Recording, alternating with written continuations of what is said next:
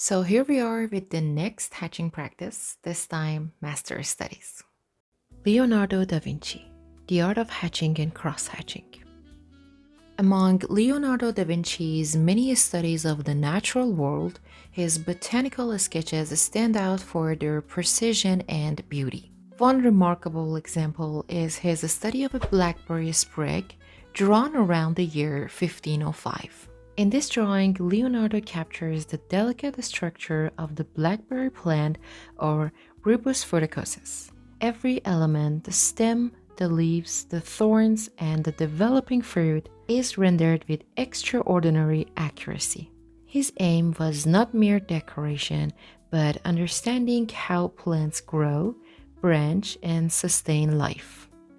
The central stem forms the backbone of the composition, giving rise to several lateral branches. The leaves with their finely serrated edges and visible veins demonstrate Leonardo's attention to natural details. Along the stem, sharp thorns are carefully drawn, reminders of the plant's natural defenses. And at the tips of the branches, clusters of unripe berries emerge, marking the early stage of the fruiting process. Leonardo da Vinci's drawings are more than studies of light and form. They're visual experiments in observation. Among his most powerful tools was a deceptively simple one, the line.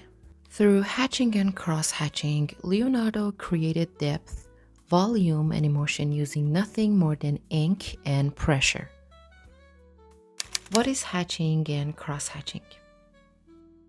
Hatching is the technique of using closely spaced parallel lines to create shading or tone. Cross-hatching builds on this, layering lines in different directions to deepen contrast and form.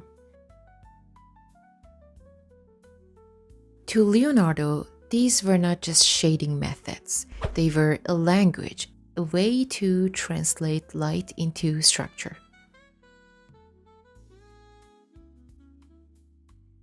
Leonardo's mastery of the technique. In Leonardo's mastery studies, from the folds of drapery to the delicate veins of a leaf, every line has intent.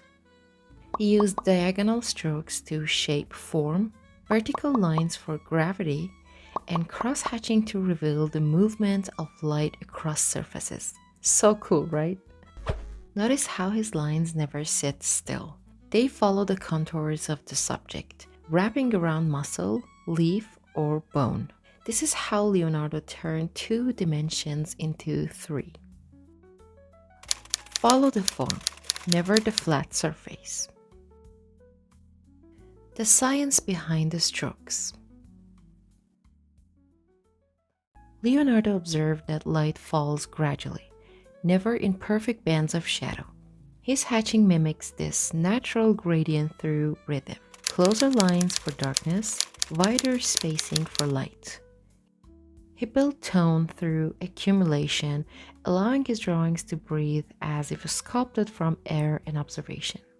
Applying Leonardo's method in a study. To study Leonardo's technique, begin not by copying his drawings, but by analyzing their rhythm. Ask, where do the lines converge? How do they curve with the form? Practice layering lines with intention, first along one axis, then another, always letting the subject dictate direction. Hatching in Leonardo's hands was a conversation with light. Where the spirit does not work with the hand, there is no art. Leonardo often surrendered his sketches with notes written in his characteristic mirror script. Here he reflects on the plant's form and the logic of its growth, an insight into how he viewed nature as a living, interconnected system. 5 centuries later, Leonardo's observations remain strikingly accurate. His study of nature, or botanical studies, bridge art and science, reminding us that close observation is the foundation of discovery. What fascinates you the most? Leonardo's precision or his poetry in line? Thank you so much for watching this video and see you soon in the next tutorial.